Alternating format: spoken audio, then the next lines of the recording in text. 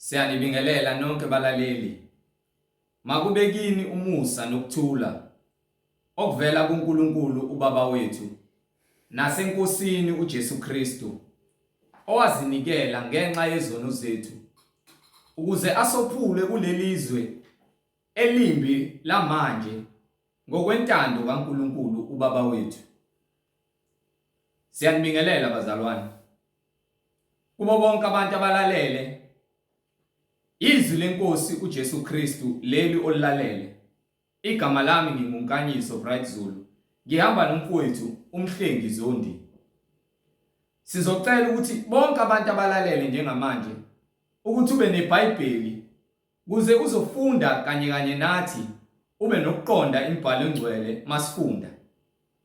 Mungenalo iBhayibheli sizocela usheshise udownload iBhayibheli efonini yakho kwi-App Store. Kuze nawe uzofunda kanye nathi ube nokuqonda imibhalo engcwele njengoba umoya engcwele esihola eqinisweni elinguKristu Jesu yena oyinkosi nomsindisi. Kuwena ke olalele ozothi usuqedile ukulalela izwi likuhlabe ngaphakathi. Uyibuza ukuthi kumele wenzeni. Uthande ukulandela imfundiso ephilileyo. Ufise ukubhabhadiswa egameni likaJesu Kristu. Sizoyishiya imininingwane njengoba uyibona eskrinini mawubukele. Kulabo abanofakazi mayelana nemisebenzi emihle kaNkulunkulu empilweni zethu ngoba uthembekile. Sizoyishiya imininingwane ongaxhumana nathi. Nawe onembuzo mayelana neBhayibheli ungenakho ukuqonda ukuthi lokhu okufundayo okuzwayo njengamanje okukhulunywa la kuphambene nemfundiso okhule ufundisa yona ekhaya abazali bekufundisa yona engayona imfundiso ephilileyo esibizele kuyona uNkulunkulu osidalile ngomfanekiso wakhe. Ngizoshiya ke imininingwane kulabo abalalele.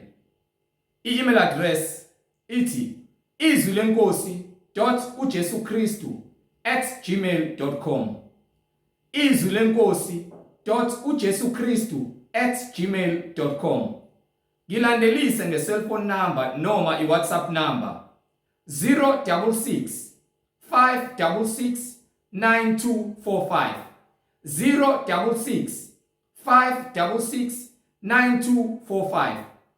Injumayelo balaleli ziyatholakala zonke ku-YouTube. Njengokuba siyifaka nje umoya engcwele esihola kuze uzokwazi ukuyithola zonke imfundiso eziphilileyo uhlale kuzona. Ku-YouTube izwi lenkosi uJesu Kristu. Izwi lenkosi uJesu Kristu. Ungakhohlwa ke ukuthumela abazalwane okhonza nabo kuzo zonke indawo la nimkhonza khona uNkulunkulu nimdumisa ngokomoya nangeqiniso kuze nabo bazokwazi ukuthi bayihlolele ukuthi lokho abafundiswa khona ngabe ikhona yini lokho umoya engcwele afakazisa ngakho embhalweni engcwele. Ungakhohlwa ukusubscribe kuze izwi uzohlezi ulithola eliphilileyo. Bazalwane, siyacela ukuba sivule ngomkhuleko simbonge uNkulunkulu ngempilo zethu. Nakulesikhathi samanje sisanawo umphefumulo nesikhathi sokuphenduka izwi malisebenza enhlizweni zethu sibizelwa kumusa okuKristu Jesu oyinkosi nomsindisi. Baba wethu osezulwini, malingcoliswe igama lakho Nkosi yethu Jesu Kristu. Umbuso wakho mawufike empilweni zethu sisemhlabeni njengasezulwini. Usiphe namhla isinkwa sethu semihla ngemihla izwi lakho Nkosi. Sikwazi ukuthi silizwe izwi lakho. Izindlebe zethu zikwazi ukuzwa namehlo ethu ayibone inkazimulo nokuthembeka kwakho empilweni zethu. Uphulukise Nkosi imoya yongaqondi nokubambelela kwizinto zomhlaba ngoba isitha uSathane ozama ukumangalela abazalwane ngazo zonke izinto zenyama. Siyacela Nkosi uJesu sihlale ebungcweleni ngoba wena usibizele kwinhlanzeko nasebungcweleni sibe ngabangcwele. Singalandeli Nkosi imfundiso zezwe. Sinqobe isitha uSathane. Sigxilile ezwini lakho eliphilileyo ngokuba umbuso ungowakho namandla nenkazimulo. Size sibe namandla okuthethelela bonke abasonayo. Sihlezi sigxilile uhlolisise inhliziyo zethu Nkosi siphile ngokomoya. Ngoba umuntu Nkosi engamkhohlisa umuntu kodwa ngeke umkhohlise uNkulunkulu. Ngoba kukho okufihlekileyo kuwe Nkosi yethu Jesu Kristu. Manje naphakade. Amen. Bazalwane, angihambi ngedwa njengoba sengishilo. Laba ababukele, ngihamba nomfowethu uMhlengizondi ozobe sihola ejula kabanzi simbula imfihlakalo ngokwembhalo. Esihola umoya ongcwele uyena okhanyisa isibani osibizile ukuthi sibe ngusawoti wezwe. Bazalwane, yamukelani uMhlengizondi.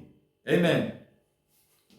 Sibingelela bazalwane egameni lenkosi uJesu Kristu, umnini mandla onke ophezulu kwakho konke okuba bonke.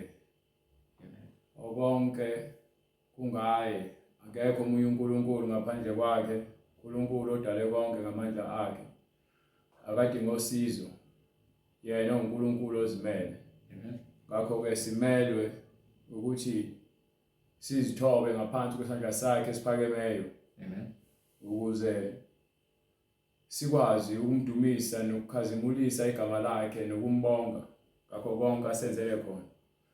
Ukukholwa kusho ukuthi uyakholwa bese uyalandela ukuze uzofunda ufunde ukholwe ngokuqonda. Ukuba mawuzokholwa ngokungaqondi uzokwenza konke okwenziwa yizwe, and konke okwenziwa yizwe akusikona kwaNkulunkulu. And akubona bonke abantu abathi bayakholwa abangabaNkulunkulu. Ukuba uthi laba abaholwa umoya oyingcwele ibona abantwana bakhe, kepha labo abangenzi izwi lakhe ababona abakamoya oyingcwele. Ngakho ke lithi iBhayibheli umuntu owenza umthetho ufanele ukuphila kuwo. Njengoba kubhalwe kanjalo kusho ukuthi uma uwazi umthetho noma ngabe uyafundisa ngawo noma ngabe uyawazi, kepha kumele uphile kuwe noma wena uphile kuwona umthetho kaNkulunkulu. Ngokuba ayikho ingalo yomthetho engaphezulu kwaNkulunkulu. Uma wena uNkulunkulu akukho okungaba ngaphezulu kwakho. Ngokuba ngisho umthetho kaNkulunkulu kuwena, kusho ukuthi wena umthetho kaNkulunkulu ngokwakho uphila kuwena. Ngakho ke simele ukwazi ukuthi uma sikuNkulunkulu sike emthethweni. Uma incwadi ithi uma unothando nomusa nokubekezela nenhliziyo elungileyo nothando, awukho umthetho ongaphezulu kwalezo zinto. Kepha uma uyisaphula umthetho, umuntu owenza konke okuphambene neBhayibheli njengokuzonda nokunyanya nokuhlubuka nokungalaleli nokuba ukuphila efebeni, ukuphinga, umtshontsho, uqamba amanga, ukwenza zonke izinto ezejabulisa abantu kepha ekubeni uphambanisa imfundiso kaNkulunkulu. Landela abantu abaningi abayendleleni engafanele ngoba nakho uthi wena uwedwa kusho ukuthi bonke ba right. Uma kuwukuthi bonke abantu benza into ephambene nemfundiso kaNkulunkulu and wena uwedwa, akuvumeli ngomthetho kaNkulunkulu ukuthi ubalandele. Yima esisekelweni seqiniso noma ngabe kuthiwa ba u10,000, 50,000, 100,000 or 500,000 to a million and billions and zillions and trillions. Hlala kwimfundiso yobungcwele. Ngokuba ke uma lithi iBhayibheli inkulu indlela yabantu abayibhujisweni, ingokuba lisho ukuthi baningi abantu abenza izinto ezingalungile emhlabeni. Abanye benza izinto ezingalungile egameni likaJesu Kristu. Ingakho ke incwadi ya Roman chapter 2 verse 23 izithi igama lenkosi lahlambalazwa ngenxa yabo laba abazibiza ngabantwana bakaNkulunkulu kepha benza izinto eziphambene neBhayibheli. Le mfundiso esifundisayo akuyona yanombani.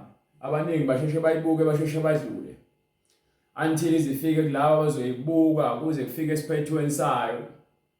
ukuba akuyona yokujabulisa inyama yakho nokuthi senze abangani sithole ama-subscribers nama-followers ama-fake. Amen. Asibafuna abazenzisi, sifuna abantu beqiniso, ibone sibabizayo, sibabizela endleleni yokukholwa. Anginandaba ukuthi ungibuka kanjani noma ungithatha kanjani, ngeke ukusize ngalutho lokho, okwakho lokho nenhliziyo yakhe elikhulu. Into ebalulekile ukuba ngiyayizwa yini into eshiwo uNkulunkulu, ngiyayenza yini into eshiwo uNkulunkulu, ukuze mina ngipheleliswe kuye, ukuba akukho engakwenzela umuntu anabe noma anele. Umuntu inhliziyo yakhe ngumkhohlisi, ngumthakathi futhi yimbi. uNkulunkulu uyayazi. So nenhliziyo yami uma ngizoyinikela ezintweni ezimbi izoba yimbi, ibe umthakathi. Ngakho ke njengoba ngigcwalisa ngezwi likaNkulunkulu inhliziyo yami, ngigcwalisela ekutheni ngibe noNkulunkulu ophila kumina. Ngokuba uthembisile ukuba umoya wakho oyingcwele uyawukuthela enyameni, okusho ukuthi labo abezwayo izwi lakhe balenze bangabantwana bakhe. So uma wena uzoba olungile emehlweni akho ngoba uthi hayi sonke siyakholwa, iBhayibheli elahlulelayo, imbhalo evezayo ukukholwa kwethu kube ngabe lokhu esikukholwayo uyikho yini lokho okufuna uNkulunkulu, noma siyajabula nje usho ngomlomo sihambe senza zonke izinto ezenziwa abantu, kepha egcineni sibe sizoya esihogweni siyosha ngenxa ukuthi besizitshela ukuthi senza kahle. Kepha iBhayibheli singalilandeli, kepha imfundiso ephilileyo nengcwele singayifuni. Sigxeka labo bakhuluma iqiniso ngokuba sifuna ukwenza lokho okugcwaliswa okufunwa inhliziyo zethu. Ngakho ke uma ethi uJesu uthi inhliziyo zenu mazingakhathazeki, niyakholwa kuNkulunkulu, kholwani yimi. Okusho ukuthi ke ngokuba uNkulunkulu wanika indodana yakhe amandla onke, wayinika ifa lasezulwini. Uma esethi ke uJesu kwincwadi esambulo sahluko 21 from verse 7, ushayeshe moya khona. Incwadi isambulo isahluko sama-21 verse 7, onqobayo uyakulidla ifa lalezo zinto, futhi ngiyakuba nguNkulunkulu kuye. Onqobayo uyakulidla ifa lalezo zinto, futhi yena uyathembisa uJesu ukuthi uyakuba nguNkulunkulu kuye.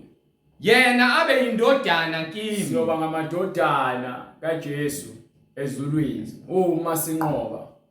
Ingakho incwadi mawuhlehla ufunda khona lapha ku chapter 21 starting from verse 4.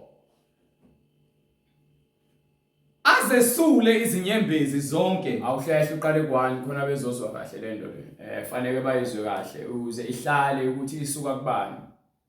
Incwadi isambulo chapter 21 verse 1. Yes sir. Ngase ngibona izulu elisha. Ngase kubonakala izulu elisha. Nomhlaba omusha. Khona izulu elisha. Khona umhlaba omusha. Yebo sinawo lo mhlaba. Kepha lo mhlaba lo thiwa uyadlula. Lo mhlaba lo uthi incwadi yokuqala esibili kaPeter isahluko sesithathu kusukela ku verse 8. Ukutshela nje ukuthi lo mhlaba lo ubonayo noma ungaqala ku verse 10.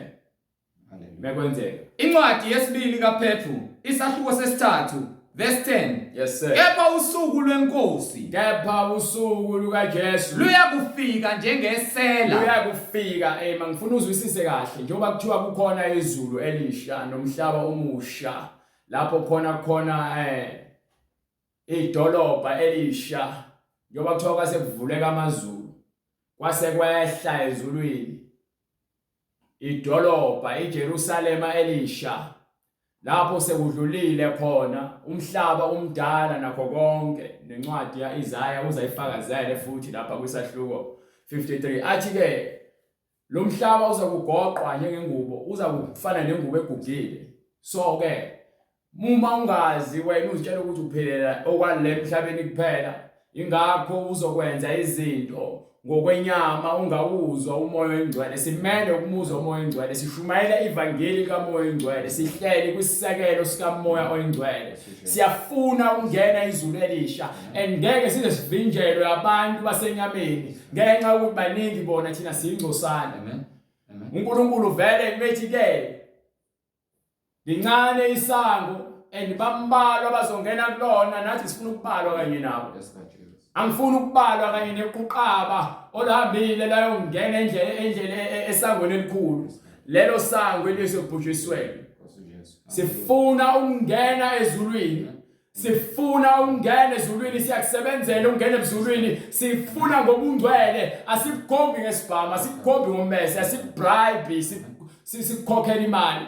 sikhokha ngemphefumulo yethu nangempilo zethu sinikela imphefumulo yethu kumoya oyingcwele ngoba ithi imbhalo akusemini ophilayo kepha nguKristu ophila kimi haleluya uma sekuphila uKristu kimi okusho ukuthi ke sengiyaqonda ukuthi lo mhlaba wakhelwa abaningi kepha lozayo waba ingcosana haleluya ngakho ke iBhayibheli lithele kepha usuku lwenkosi luyakufika njengesela uma ukheza sebuya abanye bathi uyakubuya nini uJesu bammakethe benze zonke izinhlekisa bathi ke ongiphele incwadi yaPetro yona le ncwadi yaPetro uqala lapha ku verse starting from verse 2 right haleluya incwadi yesibili kaPetro sahluko sesithathu ivesi lesibili yes sir ukuze nikhumbule amazwi ashunyayelwa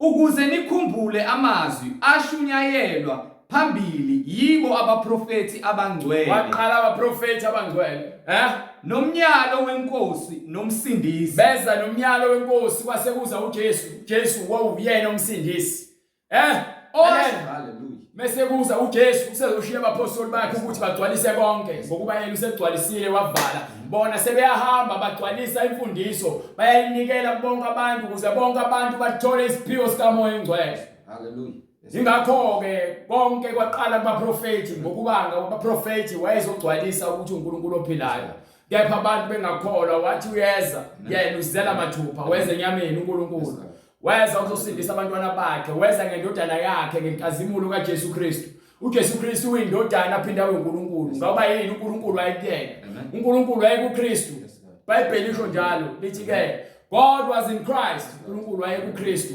ezobuyisa izwe elibuyisela kuyena ngendodana yakhe ingakho wanikela lo mzimba lo ayekubona ukuthi ube isihlabelo sokungena ebungcweleni haleluya Jesus haleluya haleluya ukuze nikhumbule amazwi ashunyayelwa phambili into kumele uyazi alela ninabantu bamanje namavila Jesus namavila ongafuni ukufunda iBhayibheli kodwa nesikhathi sokubuka zonke izinhlelo zaku-TV nala Netflix naka YouTube nichitha isikhathi esiningi khona haleluya nibhizi ni-entertaina inyama yenu nigcwalisa izikanuko nibuka amadoda eqabulana nibuka abantu bebulalana nibuka amadoda abafana abancane besenza izigebengu nibuka abantu begcwele ufebe beqabulana ku-TV belala benqunu nibabuka isikhathi kwa-internet ukubuka amavidiyo cansi mase emva kwalokho ukuthi unevesi olithandayo eBhayibhelini nikusiza ngani lo vesi uzohamba uyoshaya lesihogweni ngenxa yokuthi wena alela ngenxa yokuthi wena uthande kakhulu ipornography wathanda amavidiyo cansi ngenxa yokuthi wena uthande kakhulu ama-video games wathanda kakhulu iNetflix ayikho isizini ongayazi ne-episode ongayazi kaNetflix usebenzela ukukhokhela ukufa haleluya Jesus amen usebenzela ukukhokhela ukufa khokhela ukufa ngokugqoka impahla ezingasile khokhela ukufa ngokugqoka ngokwenza ama-tattoo uyakhokhela khokhela ukufa ngokudaka utshwala ufuna ukubukwa ufuna ubomadlisa ukhokhela ukufa ngokukhokhela iDStv lokubhizi ubukana nezinto ezingenamsebenzi iBhayibheli awulazi awukwazi ngisho ukukhuluma ukhuluma izinto abazikhuluma ku-TV iBhayibheli izokufundisa ukukhuluma iBhayibheli izokufundisa ukucabanga iBhayibheli izokugcwalisa ngobuhlakani iBhayibheli izokufundisa inhlonipho iBhayibheli izokufundisa isimilo but nibhizi nibambelele nifuna ukukhuluma lo limi elikhulunywa ku-TV ulimi lukaSathane mabona kuthi uyababulala amantombazane afuna ukushintsha indlela abukeka ngayo athenga umagazini afuna ukufuna namantombazane ayifebe adayisa ngemzimba yawo omahosha izwi alinazi njengoba incwadi ithi abaprofeti babenikiwe izwi ukuze bagcwalise konke ngeke uzulazi iBhayibheli ngeke uzuqonde iBhayibheli lento ngikhuluma kuwena yinhle mina ngikuhlaza phambi kwamehlaka epha lithi iBhayibheli umuntu umoya engcwele mekukhuluma noJeremiah athi labantu ngiyabenza izinkuni umlomo wakho ngizowenza ube umlilo Lord Jesus uzoma ukukhuluma bahle ngishisayo lento kwenza unyanye ngokubuhlele esonweni Lord Jesus ulokuthi Jesu lelithi uJesu sizabasizayo sizabasiza bebephenduka uyasiza mawuphenduka ezonweni zakho za Jesu ngapha umuhlele esonweni alalela wena uyazilekelela usiza uSathane baba wakho uyakusiza ukuthi ungene esogweni uyakuphelezela lencwadi bathandekayo isingeyesibili enginilobela yona engivusa ngazo ingqondo yenu kuvuswa ingqondo yabaleleyo Jesu uzovuza ingqondo yabalele uzovula ukuqonda kwabavaleka amehlo uzobavula imilomo bavaleka imilomo nami bengisimungulu ngokamoya bengisimungulu bengakwazi ukukhuluma bengikhuluma lo limi engilizwayo lapha ku-TV ngisaba ngisho ukukhuluma ezinye izinto ngoba ngifise ngazi ngifika sengathi lezo zinto angikwazi ukuzenza yini uSathane ufuna ube insecure abaningi ba insecure engivusa ngazo ingqondo yenu manje sivuselela ingqondo yenu emhlophe ngokunikhumbuza siyanikhumbuza yabona beke waya esontweni wawa usuphenduke umuntu oseyibhuqambuqa sedlale ngawo uSathane wakukhohlisa ukuthi hayi nami ngiyakholwa ukuthi khona uNkulunkulu kepha ke imisebenzi yakho kuNkulunkulu iyanyenyeka kufanele uphenduke Lord Jesus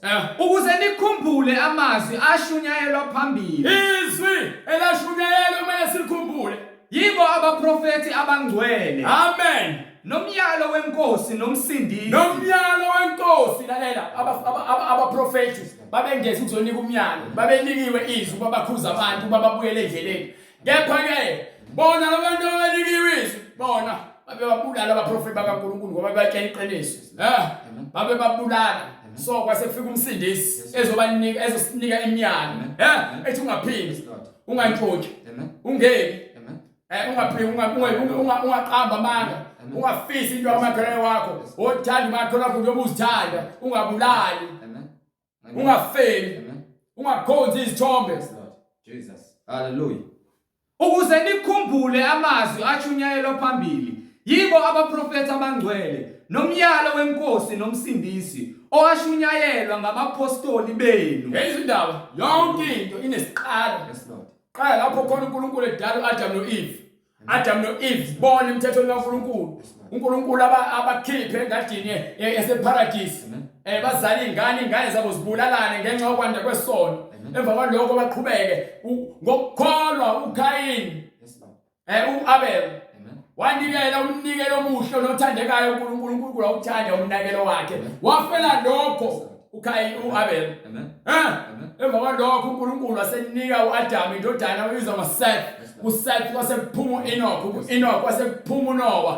kuNoah wasekuphuma uAbraham waphuma uIsaac kuIsaac waphuma uJakobe kuJakobe kwaphuma amadodana awu-12 kumadodana awu-12 kwaphuma uDavide kwaphuma uJesu kwaphuma uJesu kwasekuphuma abapostoli hallelujah nanti sabapostoli abasitshela ubufakazi ngezinto abazibona bamphatha uJesu bahamba naye badla naye babona izibonakaliso bawufakazi bezomtshela ngoMuhammad uzomtshela ukuthi wafika emva 600 years later uzoqhamuka kanafakazi ovumelana naye thina sikufakazi obusungukile incwadi yamaHebrew hallelujah incwadi yamaHebrew chapter 12 from verse 1 ufuna nje verse 1 it is no fakazi obusungukile hallelujah hallelujah Jesus hallelujah go ahead right ufuna incwadi yamaHebrew sahluko 12 from verse 1 hallelujah sinofakazi obusungukile njengoba ke ithi incwadi sinofakazi obusungukile ithini incwadi kwamaHebrew sahluko 12 verse 1 yes sir ngalokho ke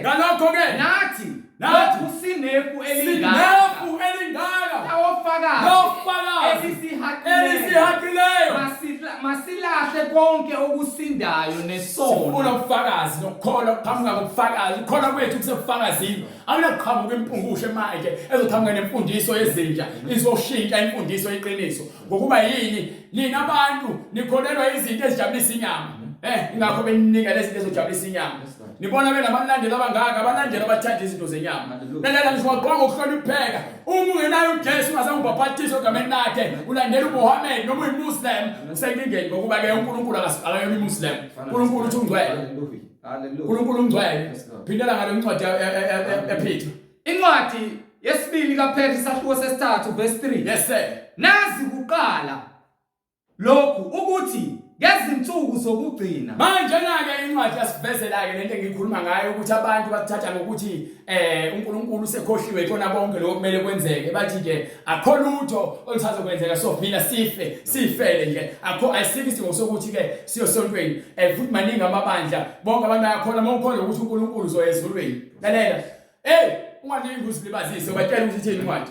Nazi kuqala lokhu ukuthi ngezinsuku zokugcina Vele libhalile iBhayibheli ukuthi ngezinsuku zokugcina kuya kufika abahleki. kuyofika kanjani? Abahleki Kuyofika abantu abenza inhlekisa. abahleka usuku Bahleka insulu futhi bayamaketha. behamba ngezinkanuko zabo. Hamba ngani? Behamba ngezinkanuko Njengoba zabo. manje abantu bayakholwa kepha benza inkanuko benza izinto eziphambene neBhayibheli baholwa inkanuko zabo. Bayakholwa kepha ke basupporta ukutabani, basupporta ukukhipha izisu, basupporta ukuhlela imndeni, basupporta ukulala ngamakhondomu, basupporta ukufebe, basupporta ukuphinga, basupporta konke ungalungi, bahlulala ngendlela engafanele, basupporta abantu ababanika izwasho, basupporta abantu ababanika amakhandlela, abanika novaselini abathi abaovaselini ababusisiwe, basupporta abaprofeti bamanga ababanika amadumba abafuthe, basupporta abaprofeti bamanga abadlisa utshani. Yini bayinhlekisa bonke banikela lo moya oduka. Bethi siphi isithembiso sokufika kwakhe na? Umunye wemtela umfowethu usanda baba Jesu. Kameni kaJesu Kristu. Hallelujah. Uyakholwa. Ukholwa into ebhalwe phansi. Amen. Uthi kubo bamenza inhlekisa. Ukuthi noma ngabe yini enzakala kuyena bathi uJesu wakhe. Amen. Uthi uJesu akazelanga ukuletha ukuthula. Kepha ukuzohlukanisa. Uma ezohlukanisa kufanele kucace abangabakhe. Uthi uma izwe lingangithandanga mina ngeke likuthande nawe. Hallelujah. Abantu abangeke basithande bengamthandanga uJesu. Ngeke uthi amthanda uJesu wena ungathandi mina. Mina ngiseduze kwakho. Incwadi wamthanda kanjani umuntu ongazi umbone uhlule ukuthanda umuntu oseduze kwakho. Uyixoki, uyiphiqiphiqi. Wona ngeke. Hallelujah. Ingakho incwadi ithini? Bethi siphi isithembiso sokufika kwakhe na? Bathi siphi isithembiso uJesu wathi behamba wathi uyabuya uthi uzobuya ngenkazimulo kwababa wakhe and isiprophet usesishilo sikuthi uyeza ngamafu. Wonke amehlo ezombona ungahlekisa uthi akufika njengesela. Hallelujah Jesus. Bese kufika njengesela uzofika usatyakadula. Wenza zonke izinto zomhlaba.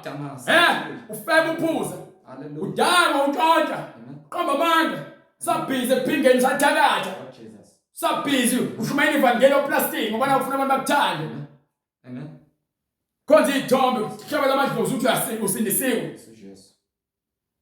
Hallelujah. Uthi ufika njengesele so thina siqaphelileke ngoba kuthiwa ngathi beware. Xayani ungabikho ozonitshontsha anithungele emfundisweni engalungile. Yes Lord. Bethi siphi isithembiso sokufika kwakhe na? Bathi siphi isithembiso sokufika kwakhe? Ngokuba kuselokhu obaba balala. Ngokuba bathi ngoba naku bonke abantu sebafa labangaphambilini. Konke kumi kanjalo. Bathi akukho okushintshile. Njengakwasekuqaleni. Lalela ngifuna ukukhombisa ukuthi iBhayibheli lithi akumile njengoba kwasekuqaleni. Incwadi yaTimothi yesibili.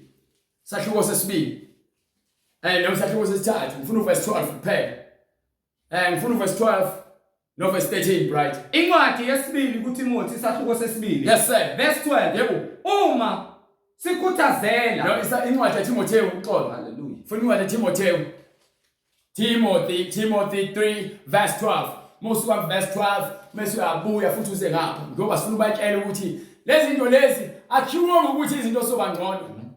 Njengoba lezinhlekisa nigcwalisa bona obhalwe phansi lithi iBhayibheli. Incwadi yesibili kuTimotheyu isahluko sesithathu. Yes sir. Verse 12. Amen. Yebo, bonke abathanda ukuhamba ngokumesaba bonke abathanda ngokuhamba ukumesaba uNkulunkulu, bonke abathanda ukuhamba ngokumesaba bonke uNkulunkulu abahamba ngokuthanda ukumesaba uNkulunkulu, kuKristu Jesu abahamba kuKristu Jesu, bayakuzingelwa bonke bayakuzingelwa.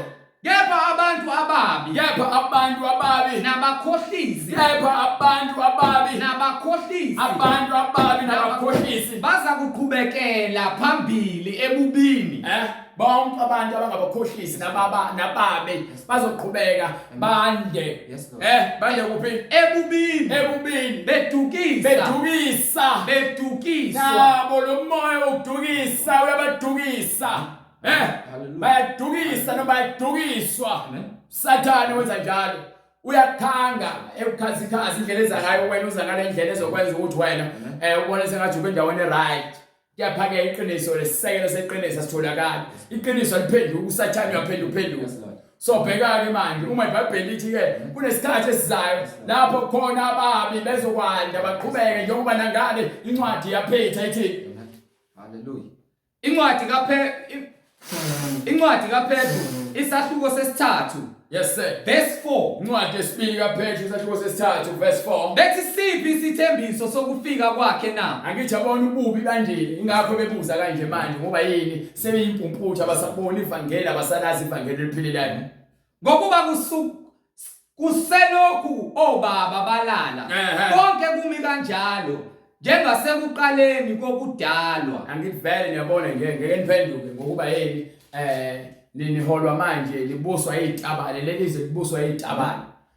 Izitabane lokuzikufunayo kuyenzeka. Konke abakufunayo ingane ezincane ziyanibusa. iBhayibheli incwadi yaIsaiah ithi abantu bami baholwa izingane abantu besifazane bayabadukisa. Kanjalo manje nezitabane ziyabusa. uSodomithi le ibhezi bambelela abantu abaningi. Isigcino vele nje ugcina niguqa kusona isilo nje uguqa kusona yini ngokuba ukukholwa nazi ukuthi yini nonke yesibogweni nabantu enisupport lezi zinto eziphambene nokungcwele. uNkulunkulu wadala umuntu wesilisa nomuntu wesifazane wathi abazalane bande. Ngitsheleke uma indoda ilala nenye indoda noma umuntu wesifazane ilala nomuntu wesifazane izophuma phi ingane. Uma benezingane abazi-adoptayo lezo ingane lezo bazosifundisa the same thing yokuba izitabane nokuba inkonkoni. Hallelujah. Izwe liyafa liyabhubha phambi kwenu nibuka ngoba nini nibalekela uNkulunkulu. Alifuni uNkulunkulu. Manje ingane yakho ayisupport kule nto ayiyona. Namanga usathane lo obusa izwe lo wenza ukuthi nikhulume kanjalo enganeni zenu. Nithi niyasupport kule zinto ezizona. Ayekho umuntu odalwe isitabane. Akekho umuntu odalwe inkonkoni. Umoya lo kaSathane. Niyazenza futhi ukuthi nifana nabantu besifazane ukuthi unentshebe noma ungafaka upende ezipho zakho noma ungafaka amaqiqi noma unga-actor noma ungazenza uzenze umuntu wesifazane kodwa umuntu wesilisa ngokuba ngumphambili uchamumile noma ungawususa umphambili egameni lokuthi ngisitifiketi sakho ngesikhathi uzalwa abazali bakho babona indoda. Ngesikhathi uzalwa abazali bakho babona intombazane bakunika igama lentombazane. So uziqambele wena umoya ngoba naku sobanjwe umoya ngiyakho nichitha isikhathi esiningi ku Netflix nithatha yonke le moya nibonayo abantu besifazane bezenza abantu besilisa abantu besilisa bezenza abantu besifazane. Ngiyona imoya embusayo nabo Popayi babukisa ingane zenu ziphenduka izitabane ngenxa yokuthi sibone uPopayi beqabulana abebulilo obufanayo. Yini uSathane wenza sure ukuthi yonke into uyaqeda ngayo akafuna nokukodwa ukuzophenduka kubuyele kuJesu. Wena ngale incwadi yesibili kaPetru. Incwadi yesibili kaPetru sahluko sesithathu verse 5. Hallelujah. Ngokuba bathanda ukukhohlwa lokhu ukuthi kwaphakade izulu lalikhona kanye nomhlaba. Kwaphakade izulu lalikhona kanye nomhlaba owavela emanzini. Umhlaba wavela kuphi? Emanzini. Nangawo amanzi. Umhlaba wavela emanzini. Umhlaba wavela emanzini ngaphambi kokuthi kube khona umhlaba kwakhona amanzi kugcwele umhlaba. uNkulunkulu wathi ngezwi lakhe akuhlukana amanzi aphuthelane ndawonye. Amanzi aphuthelana ndawonye wathi makuvele umhlaba kuvele izihlahla kuvele zonke izithelo nemifino. Hambe ufuna incwadi kaGenesis. Khona uzoqonda into esikhuluma ngayo. Ngaphambi kokuba khona komhlaba lo wena ubonayo wabizwa ngokuthiwa umhlaba emva kokuba ke sowuvelile. Yes, Lord. Hallelujah. Awubizwanga ngokuthi umhlaba ungakubi khona. Amen. Ngokuba bathanda ukukhohlwa lokhu ukuthi Bayathanda ukukhohlwa abanye bangabazenzisi. kwaphakade izulu lalikhona kanye nomhlaba. Lalikhona uNkulunkulu waje sekudalile umhlaba noma ke umhlaba isikhathi udala konke wakhona amanzi evunguza ngaphezulu umoya wakhe uvunguza kukhona ukujula nobumnyama ngesikhathi uvunguza umoya wakhe lapho ke wakha ke isibhakabhaka lesesenibiza ngesibhakabhaka. Amen. Amen. Ithi incwadi ithi wakha umkhathi. Yes, Lord. Yes, Lord. Khona amanzi angaphezulu komkhathi khona amanzi angaphansi komkhathi. Hallelujah. Hallelujah. So bese hlukanisile waseyafaka ke wahlukanisa kwakhona ukukhanya nobumnyama bese khona ukukhanya nobumnyama wahlobisa ke izulu ngezikanyezi. Amen. Wahlobisa ngelanga wahlobisa ngenyanga. Amen. Kwaba usuku lokuqala. Amen. Hallelujah. Ngokuba bathanda ukukhohlwa lokhu ukuthi kwaphakade izulu lalikhona kanye nomhlaba owavela emanzini nangawo amanzi umi ngezwi likaNkulunkulu Nangawo amanzi lomhlaba umi ngani ngezwi likaNkulunkulu lomhlaba umi ngezwi likaNkulunkulu awumile ngezwi likaShembe awumile ngezwi lika-Allah noma ngathi u-Allah uGod uma nithi u-Allah uGod nizosho noKristu uGod uma ninqaba ukuthi uKristu uGod nina nonke nezilahla nezahluleka. Amen. Hallelujah. Awunakubiza uMary munye uNkulunkulu munye umbhabhadiso yini indodana kaNkulunkulu uNkulunkulu akanamfazi. okwathi ngawo uMary umfazi kaJoseph akakwazi ukufika bomfazi kaNkulunkulu aphinda bomfazi kaJoseph. Amanga la futhi akafebanga No. akaphinganga futhi. No. Amen. Lalela uma unoqonda uzokwazi ukuthi uthini uma elithi iBhayibheli intando yakho mayenzeke emhlabeni njengasezulwini. Uzo understand noma ungenakho lokho uzoqhubeka ukukhuluma izinto ongazazi ukuhamba lokufuna ukunameka uNkulunkulu umbiza ngayo yonke into ofuna umbiza ngayo umlinganisa nawe. Uthi indlela zakhe angeke zifane zakhe nemicabango yakhe iphakeme kakhulu. Hallelujah. So wena ucabangisa komuntu vele njengomuntu ofuthi oyisifula ongazilutho. Amen. Kodwa umuntu kamoya uyaunderstand izinto zikamoya. Abenyama ba-understand izinto zenyama. Ingakho abantu belwa neBhayibheli ngokuba yini balwa ngenyama thina sinandaba nenyama yakho thina. Amen. Sishumela levangeli uvula umqondo kulabo abafuna ukwazi. Ingakho silethana imibuzo yenu nonke. Siyayifuna ukuthi yonke imibuzo yenu. Yes, Lord. Yonke siyayifuna. Amen. Ukuze sikwazi ukuphendula sivula ukuqonda kwena. Ukholwa ngokuqonda uma ukuthi uyakholwa noma uzahlulele wena ivangeli igospel sefikile kwena. Yes, Lord.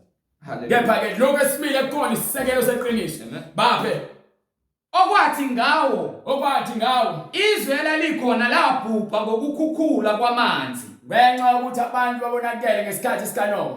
Yes, Lord. uNkulunkulu wabathembisa wabanika 120 years watshela uNoah ukuthi akakhe umkhumbi lo uNoah wakha ebashumayeza abantu ukuthi hayi uphendukani njengoba namhlanje senza the same thing yenziwa uNoah sithi phendukani 120 years benikiwe isikhathi ukuthi baphenduke emva kwa 125 years kwasekuseni isonto uNkulunkulu watshela uNoah ukuthi akaqoqe zonke izilwane nga2 azifake nalozo zilwane uNoah akazange ahamba ayoqoqa zonke izilwane uNkulunkulu waziletha ngezwi lakhe ngamandla akhe kuNoah zangena ngamandla kaNkulunkulu emkhumbini. Thembe sezingenile uNkulunkulu wathi akavala konke wasevula amawindi asezulwini wavula amawindi asemhlabeni. Hallelujah. Wavuleka yonke iminyango yamanzi amanzi agcwala umhlaba. Babhubha bonke abantu balezo sikhathi ababephinda ngokufebe nangokudakwa benikelana emshadweni belwa bebanga begcwele udlame. Babetamasa. Lord Jesus. uNkulunkulu wavula amanzi wabhubhisa umhlaba. Basebenza kuNoah befuna ukuzokhalela uNoah. Wabatshela uNoah ukuthi ngitshelile nje sonke lesikhathi bathi sophenduka manje. When it's time to uma sekuyisikhathi. Hallelujah. Sesifikile isikhathi noma bethi wafika nyeke esela. Uzobona. Hallelujah. Ngeke uzokwazi ukuthi uphenduka sokufika. Boss. Methi wonke amehlo ayobona. Ngeke uzuthi uzophenduka ngoba sombona khohlwa. Unikiwe isikhathi manje njengabo bonke abantu abephila ngesikhathi sikaNoah ukuba baphenduke. Banizwa izwi. Njengoba nawe ulizwa izwi. Amen. Kepha abazange baphenduke. Akusimangalisi ungaphenduki kwenu. Akusimangalisi uba nenkani wena umsenze inhlekisa. Lo wena uzofika nodesweni kade wathi uzofika. Abanye bathi ngendlela ashawa ngayo akacabanga ngisho ukubuya. Hayibo. Hey Nkosi. Hayibo. Siyakhuza njalo. Lord Jesus. Vula amehlo, vula ingqondo. Vula inhliziyo yakho. Cala intethelelo. Funa intethelelo njengamanje kunesikhathi. Yes, Lord. Amen. Njengoba ubhubhisa umhlaba oqala. Yes, Lord. Batshela ukuthi wenzakalani. Hallelujah. Kepha izulu nomhlaba okukhona manje Kepha lezulu nomhlaba esiphila khona manje kubekelwe umlilo. kube kanjani? Kubekelwe umlilo. Umhlaba kaNoah noma lo mhlaba kalesi sikhathi uqala umhlaba ofanayo yilo mhlaba esibona. Kepha kuthiwa lo mhlaba oqala njengoba kwenziwa ulimi leBhayibheli kumele understand futhi ufuna abantu bakamoya. Ingakho ngithatha izinto literally ngokwenyama bese ngasakwazi ukuzwa kanti imibhalo yabantu abadala lefuna nawe uzithobe obatshele ngapha ngencwadi yaba Proverbs ukuthi iyini imibhalo. Proverbs 1 chapter 1 ngifuna from verse 1 noma from verse 2 but uqale from verse 1 wehle nayo ngifuna ubatshele ukuthi lembhalo le eyokuhlakani ngeke uze uNkulunkulu uza kuwena uza ngenyama yakho kufanele uze ngokamoya ubulala imisebenzi yenyama nokuzitshela ukuthi uyazi uNkulunkulu ukuthi ke uyabanqaba bonke abaphakemele anika umusa wakhe kulabo abazithobayo. Uthi impakamo iza ngaphambi kokubhubha. So ngesikhathi uphakama ngalesikhathi uzobhubha ngoba mesuku awakabhlungu. Basobha ngoba nezixaba neziphakema ngithi celebrate noma babungaza usuku lwempakamo. Phela pride impakamo. Hallelujah. Incwadi izaga isahluko sokuqala ivesi lokuqala. Yes sir. Nazi izaga zika Solomon. Ngifuna ubanikele incwadi le bese mva lokho uyahamba futhi batshela bonke ukuthi abaziphakamisayo bazobohliswa behluliswe phansi. Uhambe ngifuna incwadi yaIsaiah 2:11 but kwamanje ngena khona la. Sizotshela ukuhlakanipha ukuthi uma uza ngencwadi uza ngokuzithoba. Ngokuba yini uzofuna ukuhlakanipha kwabantu abadala ungazongitshela ngoFrankenstein nabo bonke ama-philosophers nababhali benu besimanje babhala ama-novel nalezi ncwadi zenifundayo zama-romance ezifundayo iy'ncwadi zama-psychology. I-psychology ngeke izikufake ezulwini. I-philosophy ngeke izikufake ezulwini. Umbono womuntu ngeke uzukufake ezulwini. Amen. Zulu lisingena ngezwi. Jesu uthi uJesu ke mina ngiyindlela neqiniso lokuphila. Uthi ngiyisango lezimo. Amen. Uthi izimvu zami ziyalizwa izwi lami zingilandela. Akazikhuphi uthi mezibiza ziyamlandela. Ziyamshiya lowo yisela. Bezizwa izwi ziyabaleka zimshiya. Amen. Amen. Ngiphe Incwadi izaga isahluko sokuqala ivesi lokuqala. Yes sir. Nazi izaga zika Solomon indodana kaDavid. Nazi izaga zendodana kaSolomon izendodana kaDavid uSolomon. Inkosi yakwaIsrayeli. Inkosi yabaIsrayeli. Zokwazi ukuhlakanipha. Izaga zokwani lezi? Zokwazi ukuhlakanipha. Izaga zikaSolomon ezokamoya oyingcwele ezokwazi ukuhlakanipha. Nokuyalwa. Nokwenzani? Nokuyalwa. Ukuthi uyalwe nina nisayalwa nina senihamba ama-psychologist siyama niyosinikela abantu nizamakhansela nizabalululi benu niyabakhokhela imali nibalekela nayo imiyalo ngempela ezokulethela ukuphila yamahhala akufune ukukhokhelwa mali la unikela nje unikela ukuthi kwakho ibandla unikela imali yakho ukhokho kweshumi kuphela. Emva kwalokho wena into oyenzayo ukwenza iBhayibheli elikushoyo ukuthola ukuphila okuphakade ukuhamba abaluleki nama-psychologist. Hallelujah. Bathi osongqondo obezengqondo. Hallelujah. Akadala ngalutho akazilutho ngengqondo yakho. Hallelujah. Akanangqondo. Akanangqondo uyena udinga ingqondo. Hallelujah. Hallelujah. Bonke abaphakeme ngokwemphakamelo emhlabeni. Amen. Lela ngisho isiboshwe sikade zasibulala sidinga uJesu asidinga ukuya kwindawo zabantu abaluleki. Amen. Niya kuma rehabilitation center. Lo inohlala lapha mawuphuma khona uphinde lothwalele uphinde lokuzidakamisa uphinde lokubulalela abantu. Amen. Phinde lekufebeni. Yini uJesu akekho. Jesu uthi uzoletha ukuphila akunike futhi kube kuningi. Amen. Amen. Zokwazi ukuhlakanipha nokuyalwa. Kufanele wazi ukuhlakanipha nokuyalwa. Nokwahlukanisa amazwi okuqonda. Ukwahlukanisa in bright. Nokwahlukanisa amazwi okuqonda. Ukwahlukanisa amazwi okuqonda. Kufanele ukwazi ukwahlukanisa amazwi okuqonda. Yezindaba. Nokwamukela ukulaywa. Nokuthi wamukele uma wena uyalwa. Kube ngokuhlakanipha. Bese uthola ini? Kube ngokuhlakanipha. Thole ukuhlakanipha. Nokwamukela ukuyalwa. Kube ngokuhlakanipha. Ngamukela ukuyalwa bese uyathola ukuhlakanipha. Nokulunga. Bese uthola indlela elungile. Nokwahlulela. Ukuze thina abantu sikwazi ukwahlulela ngendlela efanele. Nina abantu ngahlulela ngenhliziyo ukuthi ngithanda bani, ngikhetha bani. Asisebenzi kanjani? Angiboni ipolitiki iBhayibheli. Nope. le khona kuthiwa votela uThabo Mbeki noma uvotela uMandela noma uvotele uCyril Ramaphosa noma uvotela uJacob Zuma. Akuyona ipolitiki iBhayibheli uNkulunkulu olungile. Bonke labaholi balemhlabeni bakhona ngamandla kaNkulunkulu. Ufuna ngabe bona bahlulela ngendlela efanele. Ngisho enkantolo. Abantu abahlulela enkantolo. Abameli, abashushisi. Namana abahluleli. Bonke uma bethatha imali yomgwazo, bonke bayesihogweni. Bonke bayesihogweni. Ukuba yini abahluleli ngendlela efanele. Ngephe? Hallelujah. Neqiniso. Sifuna yini? Neqiniso. Sifuna yini bright? Neqiniso. Lencwadi yani bright? Hallelujah. Ncwadi eqiniso. Hallelujah. Ncwadi eqiniso. Nokulunga. Nani? Nokulunga. Yona lesifunayo lesi. Nokwahlulela neqiniso. Nokwahlulela nani? Nokwahlulela neqiniso. Ufuna ukwahlulela okulungileyo neqiniso. Ingakho sikhuluma ngayo yonke into. Asiwembelezekile ayikho iminyango. Uthi uNkulunkulu ke uma unomthetho wakhe awukho umthetho ngaphezulu kwakho. Hallelujah. Nokunika abangenalwazi. Ukuze sinike labo abangenalo ulwazi Ukuhlakanipha. bathola ini? Nokunika abangenalwazi ukuhlakanipha. Mawuze sontweni senamba amasonto nila ama revival okuyokucula lapha nimemeze niqhawote nithengiswe izimali nemisebenzi namathuba amasha. Akho kuhlakanipha lapho.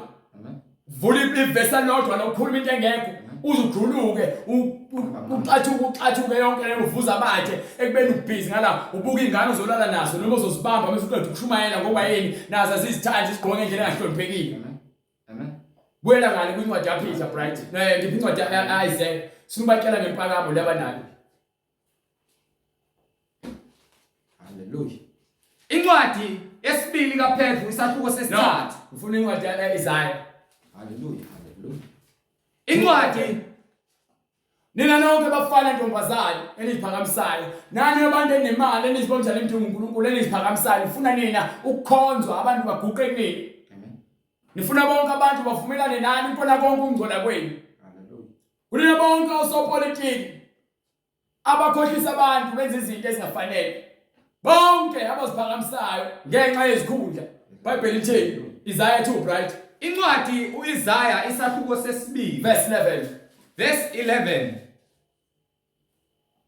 Amehlo omuntu aziphakamisa. Bonke amehlo omuntu aziphakamiseleyo ayakuthotshisa. Ayakuzonjanjani? Ayakuthotshisa. Bonke amehlo abantu abazikhukhumezayo abazikhukhumezayo namehlo aziphakamisayo Nokuzikhukhumeza kwamadodana. nokuzikhukhumeza Kuyakufola. bonke kuyakufola phansi. Kuphakame uJehova kuphela. Kunephelo zophakama Ngalolo suku. Impakamo yakho yokuthi wena usitabani impakamo emhlabeni. Impakamo yasenyameni bonke lokhu umsebenzi enyama. Kuyakufola. Impakamo yokuthi wena umuhle unamabele umkahle ugqoka impahla ezikhangisayo ukuze uveze umzimba wakho ubonakala njengomahosha. Kuyakufola. Bonke lokho kuzoba. Kuphakame uJehova kuphela ngalolo suku. Bonke le ndaba yokuthi wena isigebengu ufonke abantu ufuna bezwe ngawo phathi ibhamu uyaziphakamisa ufuna bonke abantu bakukhonze. Bonke lokho ithi incwadi kuyakufola. Hallelujah. Uphakame uNkulunkulu kuphela ngalolo suku ngokuba uJehova sebawothi. ngokuba uNkulunkulu sebawothi Unosuku oluyakuba phezu kwakho konke. izwa lencwadi ithi ke ngokuba uJehova sebawothi kunosuku alaziwo umuntu losuku lelo ngeke ungitshela ukuthi alazi ingakho ke ngale hamba batshela ukuthi uyofika kanjani. Hallelujah. Batshela uzofika kanjani. Hallelujah. uJesu usho the same thing ekhuluma nabafundi bakhe noPetru uyafakaza. Sikhuluma ngofakazi sibuthola eBhayibhelini kubafundi bakhe uJesu naye iqobo lwakhe. Uthi ke ngokuba Incwadi yesibili kwabasePetru isahluko sesithathu verse 8. yes sir. Kodwa bathendekayo. Kepha abathandekayo Maningakhohlwa lento inye.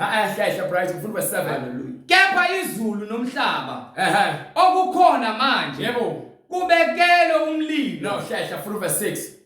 Okwathi ngawo izwi elalikhona labhubha. Izwe lalikhona laphupha Ngokukhukhula kwamanzi. ukuthi ke ligcwaliswe ngamanzi. Kepha izulu nomhlaba okukhona manje Kepha lezulu nomhlaba libekiwe manje kubekelwe umlilo. bekela ukuthi izobhujiswa ngomlilo. Ngalo lona lelizwi. Ngalo lona izwi kaMoya Ingcwele ngokuba lelizwi sikhumelayo lona the same lizwi lashunyelwa uPetru.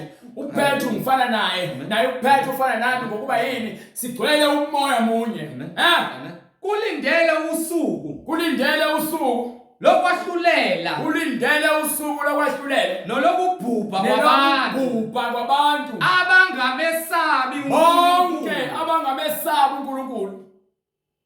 kodwa bathandekayo Kepha bathandekayo, maningakhohlwa lento yinye nayi ekumele ngayikhohlwa yokuthi yebo kuyo inkosi kuyo uNkosi usuku lunye usuku olulodwa kunjengeminyaka eyinkulungwane lifana neminyaka eyinkulungwane usuku olulodwa kuNkulunkulu.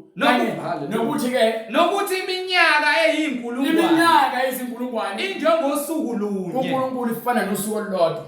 So usuku olulodwa lifanele neminyaka ezinkulungwane, iminyaka ezinkulungwane ifana nomnyaka kuNkulunkulu. Ungadidiseki utshela ukuthi yonke into oyenzayo angeke uzubanjwe noma uNkulunkulu sekhohliwe. Uthini ngokwalokho? Inkosi ayilibali Ungazitshela ukuthi ekhohliwe. ngesithembiso. Inkosi ayilibali ngesithembiso. So wena ungazikhohlisi wena ukuba nini yazikhohlisa. Amen. Lord Jesus. Nina niyazikhohlisa. Bonke nikwenzani kwenzela ukudabisa inyama kwesikhashana. Inkosi ayilibali ngesithembiso sayo. Inkosi akalibele umoya ingcwele ngesithembiso. Isithembiso lesasinike. Njengalokhu abanye bathi Njengokuba abanye bezitshela ukuthini? kungukulibala. Bazitshela ukuthi uNkulunkulu usekhohliwe ingakho ethi ke lapha kwincwadi yaphethu bayofika benze inhlekisa. Bethi uyabuza nini ukuba phela nani izwe lisafana njengoba kwafa ubaba bethu izinto azishintshile. Kepha bakhohlwa ukuthi uNkulunkulu uthembisile. Yes, Lord. Amen. Isithembiso sakhe ngeke size sidlule uthi ke uzulu nomhlaba kuyakudlula kepha izwi lami liyaphila okuphakade. Jesu. Amen. Inkosi ayilibali ngesithembiso sayo. uNkulunkulu akalibali ngesithembiso sakhe. Njengalokhu abanye bathi kungukulibala. Njengoba abanye benu sebethethe uNkulunkulu ukhohliwe ingakho sebewile ekukholweni. Kepha bese ngelukuluku. Hallelujah. Kepha iyanibekezelela. Kepha sinikiwe isikhathi njengokuba ke enza the same thing. Wenza okufanayo ngesikhathi sikaNoah wanika 120 years but mina ke ninika umusa ninika isikhathi esingaphezulu. 120 years ninikwe isikhathi somusa. Mphila ngaphansi komusa nini. uNkulunkulu ubekezele ngokuba yini nathi ufuna siqonde ukuthi ke mzwane sasahlulelwa sazi ukuthi wasinika isikhathi akekho umuntu othi akazwanga ngoJesu. Hallelujah. Kepha iyanibekezelela. Kepha yenibekezelela Ingathandi ukuba kubhubhe namunye. Isizathu sokuthi uNkulunkulu asinike umusa ngokuba akafuna abantu babhubhe.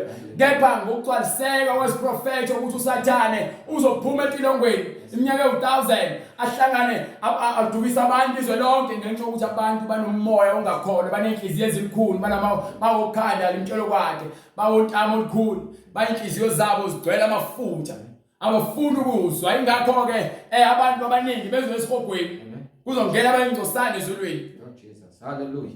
Ingathandi ukuba kubhubhe namunye. So sibekelwe lesikhathi ukuze sithole umusa. Ukubekezela kwaNkulunkulu ikona lokho sikunikiwe ngokuba uma ufa manje ungamazi uJesu axoxiswana nalokho esihogweni wena. Uma ungamazi uJesu ungazange umvume abe inkosi umsindisi uphenduke ezonweni zakho uzishiya ungaphindi uzenze wena esihogweni. Ingakho unika isikhathi ukuthi akubona ukulibala kepha ingokuba uNkulunkulu akafuni noyedwa umuntu ukuthi abhubhe. Yes, Lord. Yes, Lord. Ngeke Kodwa ukuba bonke ukuze bonke beze ekuphendukeni. beze ekuphendukeni. umhlaba lesibona ngentshela nje ukuthi uzabhubha uzakusha lakho konke phakathi kubeka bright. Kepha usuku lenkosi Nayo ke indaba njengoba sitshela sithi uNkulunkulu lencwadi izayo njengoba itshela ukuthi uNkulunkulu usuku olunaziwa. Yes, Lord. Liyeza akekho laziyo ngisho uJesu indodana yakhe yajakalazi. uNkulunkulu kuphela ngisho izingilosi akhona oyedwa laziyo. Watshela abantwana bakaIsrael kwincwadi yaZakhe chapter 1 from verse 4 ukuthi ke ningazikhathazi ngezinto zikaNkulunkulu ukuthi kuzokwenzakala nini ngakusiphi isikhathi. Into ebalekile nini ukuthi nihlale nilalele izwi. Amen. Nenze lokho umoya ingcwele akufunayo. Ukuthi izikhathi zokuthi uNkulunkulu uyobuyisela nombuso kubantwana bakaIsrael akukhona kwenu lokho akuhlangani nani. Hallelujah. Lord Jesus. uNkulunkulu uyakwazi ukubekela isikhathi sakhe. So ke into ebalekile ukuthi abantu baphenduke ezonweni zabo. Amen. Njengamanje ngithini? Kepha usuku lenkosi luyakufika njengesela. Ubeka wena ungena umasigcozo usitshela ukuthi thina siyahlala yasinankinga lokuhlala. Ngoba vele iyasho incwadi yakho uPaul Paul yasho ivangeli likaKristu. Kubantu ababhubhayo lingubula.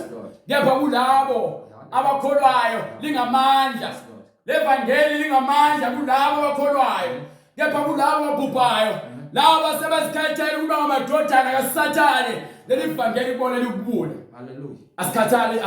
Asikhathalele kuthendwa ibona futhi ukuba sibuka kanjani noma siyabathanda ingakho sibashumayeza levangeli ingakho kumele lihlezi lizwe. Yes Lord. Hallelujah. Ngoba siyanthanda. Yes Lord. Siyafuna futhi uNkulunkulu asinika amandla sikwazi ukuthi sithole iplatform yokuthi nisizwe yonke indawo. Ningasizwa la YouTube kuphela. Amen. Ningasizwa la WhatsApp kuphela. Amen. Nisizwa yonke indawo nje emsakazweni. Yes Lord Jesus. Badlale levangeli ngamandla kaJesu. Hallelujah. Nithola ukusindiswa ngoba yini siyanthanda. Yes Lord. Asibile la noma la kusifuna ukubukwa yini engathi mhlambe singcono nawo. Amen. Nathi sasizona. Yes Lord Jesus. Ngapha lomusa ngeke siufune uhlale kuthina sodwa. Yes Lord. Sifuna wehlele bonke abantwana bakaNkulunkulu ukuze beze kusindisweni. Amen. Lord Jesus. Uma sigcotshiwe ngomoya engcwele sinikele umoya engcwele ukuthi ugoke sibe nomoya. uNkulunkulu abafuna abantu abanomoya. Siphiwe mahala. Hallelujah. Uthi yonke into sinikwe mahala. Nathi masinikele mahala. Yes Lord. Amen. Akho ivangeli elijayiswayo. No. Mawunikela ngomsebenzi unikela umsebenzi kaNkulunkulu njengoba iBhayibheli lifuna ukuthi abantu banikele abakholwayo. Amen. Banikele umnikelo osuka enhlizweni baphinde banikele okweshumi. Yes Lord. Hallelujah. Awenzeli uhlengi. No. Ngaphandle kwalo bafundisi bena abanishumayeza ukuthi uNkulunkulu uzonika ibusiso bandayisela nema products emkhiqizo yabo. Hallelujah. Lord Jesus. Asidayise imkhiqizo la imkhiqizo usunikiwe umoya engcwele ukuba ube nawo. Amen. Wona ukukhipha esonweni. Ngibe bright. Kepha usuku lwenkosi. Nje usawubele incwadi le sifuna ubatshengisa ngiphi incwadi yeEfeso. Sahloko 4 ngifuna verse 23 to verse 24. Funa lezo incwadi kuphela. Bese uyabuya ngizoqhubeka la. Sifuna ubungcwele beqiniso thina. Asifuna ubungcwele bomasigcozi. Amen. Lekho la ndlala khona isonto njalo ukuthi ke ngiqoke imfaniswano. Kuyokusiza ngani ugqoka umfaniswano kepha uphile esonweni. Ubuphile kufebeni udaka utshwala uqamba amanga. Ubulala abantu uthakatha. Hallelujah. Unenzondo. Lord Jesus. Kuyokusiza ngani? Ngiphe Incwadi kwabaseEfeso isahluko sesine verse 24. starting from verse 23. Verse 23. Yes sir, right. Nenziwe basha emoyeni. Manje niwaselishumayela. Sizonenza nibe basha emoyeni. Wengqondo yenu. Ingqondo yenu ishintshe. Nembathe umuntu Bese omusha. sinika umoya engcwele. Owadalwa ngokukaNkulunkulu. Sizofaka umuntu odalwa uNkulunkulu, lo muntu kamoya. Lela, wena khona umuntu kaNkulunkulu. Yes Lord. Lo muntu uNkulunkulu afuna ukumenza abebusha. Ngoba yini usecwilile. Yes Lord. Uyagwiliza esonweni. Lord Jesus. Thina ke sovuselela ngalo izwi ngoba siphathisiwe ukuthi senze njalo. Amen. Ngibe Nembathe umuntu omusha. Yembathe umuntu omusha. Owadalwa ngokukaNkulunkulu. Owadalwa ngokukaNkulunkulu. Ekulungeni nasebungcweleni. Ekulungeni Nasebungcweleni eqinisweni beqiniso. Sifuna ukulunga ebungcweleni hayi indaba okufake Amen. yokuzenzisa la nonke nithi niyakholwa nifaka amawigi nenze inzipho nifaka amablue abantu besifazana abantu besilisa bagqoka ingubo Lord Jesus. penda ubuso bakho ufaka amaklidi namagolide uyesontweni wenza isimohongo wenza isifade udweba izinto ekhanda uthi yo ukhona umoya engcwele sobona kanjani into engcwele engekho engcwele mekuthi efana lezo izo lezi zinto enzenzayo nani niyazenza lezi zinto niyakholwa nithi niphila ngaphansi komusa anazi umusa ukuthi ninikele ukuba nibone ukuthi izo nizole kangakanani nihlukane nalo. Nenziwe basha emoyeni wengqondo yenu. Nenziwe basha emoyeni wengqondo yenu. Nembathe umuntu omusha. Nembathiswa umuntu omusha. Owadalwa ngokukamoya engcwele. Ekulungeni. Lo udale ekulungeni. Nasebungcweleni beqiniso. Ngcwele beqiniso. Ngakho lahlani amanga. Ngakho ke lahlani amanga. Nikhulume iqiniso. Hlala eqinisweni. Yilowo nalowo. Yilowo nalowo. Nomakhelwane Yilowo wakhe. nalowo. Nomakhelwane wakhe. Awukhuluma amanga kumakhelwane wakho ngoba kuzinengela umkhohlisi ukuthi hayi makhelwane hayi ngiyavumelana nawe noma ebhede noma ekhuluma iphutha noma ekhuluma amanga uvumelane naye ngoba naku uyamsaba. Saba umuntu nosaba uNkulunkulu. Uthi uyakholwa kodwa. Hayibo ahleli bo. Phundela ngale ncwadi yaPetro. Bengifuna bavezele ukuthi sibizele ebungcweleni beqiniso. So ngeke uthi uyakholwa usagqoka umuntu omdala. Lo mhlaba uzakubhubha nakho konke okuphakathi. Yes Lord. Uma watholakala incwadi yokuphila. Yes Lord. Maye kuwe. Jesus. Maya kuba bonke ababiza ngobaba emasontweni ethi uNkulunkulu wethu uJesu asingabizi wethu umuntu ngobaba lemhlabeni ukuba munye ubaba usezulwini. Yebo unobaba okuzalayo kepha ungazi ukubiza bonke abantu ngobaba bakho. Munye ubaba wakho lemhlabeni nakanjalo nasezulwini munye ubaba wakho. Hallelujah. Angekho umuntu onobaba u2 awuzalwanga ubaba u2 noma wethuma wakho efeba. Wala namadoda amabili kepha we-indodana womunye wabo. Awuyona indodana yabo bobabili. Ngose yakwenza i-DNA test. Uyatholakala ukuthi awuzalwa nobaba ekuthiwa ubaba wakho. Uzalwa omunye ubaba onumakhe wefeba naye. Jesus. So unobaba oyedwa emhlabeni nasezulwini nobaba oyedwa. Nasesihogweni nobaba oyedwa. Hallelujah. Esihogweni nobaba oyedwa akekho kubo bonke.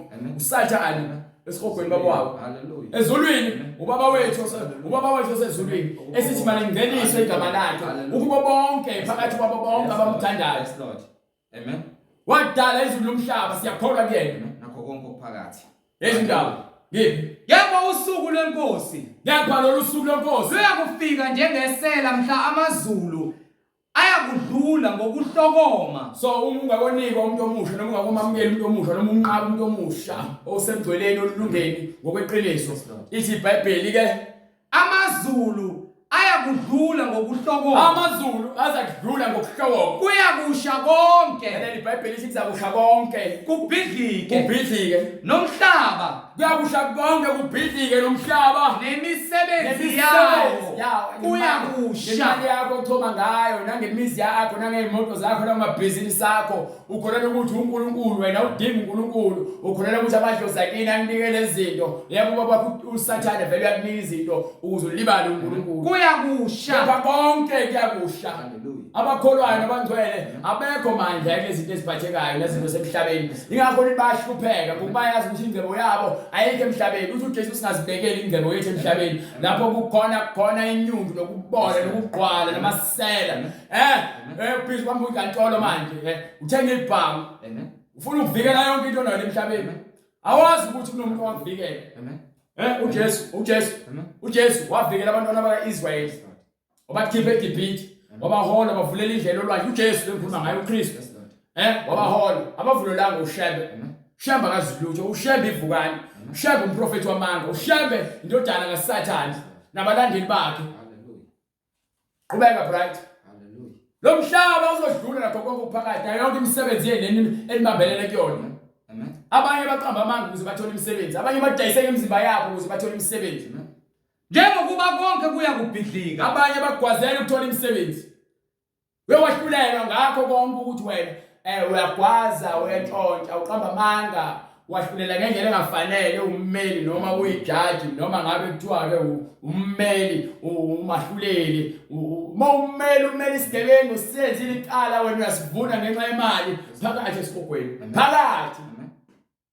Yebo usuku lenkosi luyakufika njengesela mhla amazulu ayakudlula ngokuhlokoma kuyakusha konke kubhidlike bese kuyabhidlika nomhlaba nemisebenzi yawo kuyakusha njengokuba konke kuyakubhidlika kanjalo konke kuyabhidlika kanjalo. kumele ukuba nibe ngabantu abanjani ekuhambeni okungcwele Fanele sibe ngcwele nasekumesabeni uNkulunkulu. fanele sibe ngcwele izwi lithi ke mesabe uNkulunkulu ugcine imiyalelo yakhe. Njengokuba konke kuyakubhidlika kanjalo kumele ukuba nibe ngabantu abanjani ekuhambeni okungcwele nasekumesabeni uNkulunkulu. Ngokuba yini esenza ekwenzela lawo manje Nibheka silangazelela ukufika osuku kaNkulunkulu ayakubhidlika ngalo amazulu ashe konke okuphakathi emhlabeni kuzasha kuncibilike bese kuba njani kuncibilike na konke okuphakathi emhlabeni sibhekene kepha siyalindela ngesithembiso sakhe konke kuthengisiwe singakho siqale lapha kwincwadi yesambulo njengoba ithi ke njengoba konke kuzakubhubha bese banika lapha kwincwadi yesambulo sahluko so sika 21 from verse 1 usesibheke silindeleni manje ngase ngibona izulu elisha Sekuphila umhlaba nomhlaba. Hallelujah. sekuyaveza ukuthi yini ezokwenzeka bese ke sekubhubha umhlaba lo sikubona manje sewushile nakho konke okuphakathi uthi ke uJohane umpostoli noma umprofeti uthi wayesebona ini Ngase ngibona izulu elisha wayesebona izulu elisha nomhlaba omusha. nomhlaba omusha Ngokuba izulu lokuqala izulu lokuqala nomhlaba wokuqala lokuqala kudlulile. ukuba izulu lomhlaba losikubona njengamanje uzakusha Hallelujah. kuncibilike konke okuphakathi Yes, ngakho esebona izulu elisha Amen.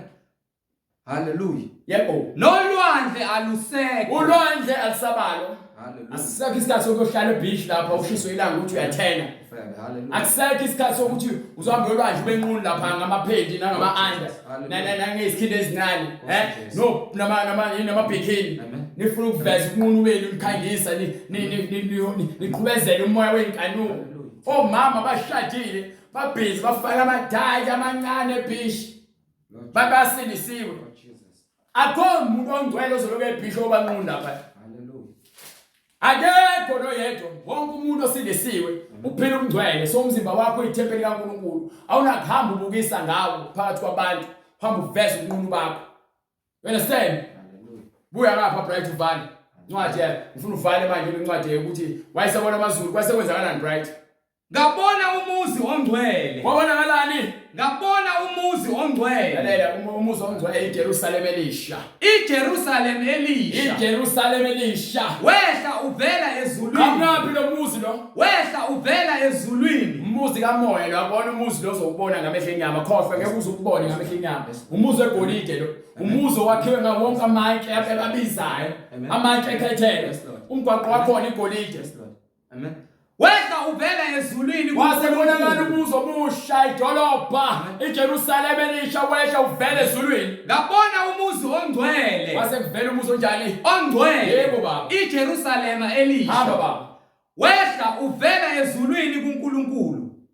Ulungisiwe usulungisiwe already usuqediwe njengomlobokazi. njengomlobokazi kusho ukuthi umlobokazi yilowo oza emshadweni ibandla likaKristu umlobokazi ibandla likaKristu uKristu umkhwenyana webandla thina abantu abakholwayo sike bandleni lakhe sibizwa ngomlobokazi Ulungisiwe njengomlobokazi. uselungisiwe njengomlobokazi Ohlotshiselwe umyeni wakhe. ulungisiwe akuthiwa ukuthi singumlobokazi kuthiwa njengomlobokazi ingakho ngithi thina sikemzimbeni singaphansi komfazi kaKristu ibandla umfazi kaKristu ngokuba ke yilapho khona izwi kaNkulunkulu elimbewu eliphumayo lihambe liyongena enhliziyweni zabantu bese ke lizala abantu abasha abakhiwe ngabusha ngokwezondo zabo bese mvakalo siyancela ukudla bese sikhulile bese sidla sincela ubisi bese sikhulile bese sidla ukudla okuqinile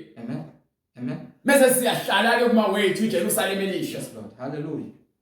Ulungisiwe njengomlobokazi ohlotshiselwe umyeni wakhe. hamsheshe Ngase ngizwa izwi elikhulu livela esihlalweni sobukhosi lithi, bheka itabernacle likaNkulunkulu likubantu, uyakuhlala nabo babe ngabantu bakhe.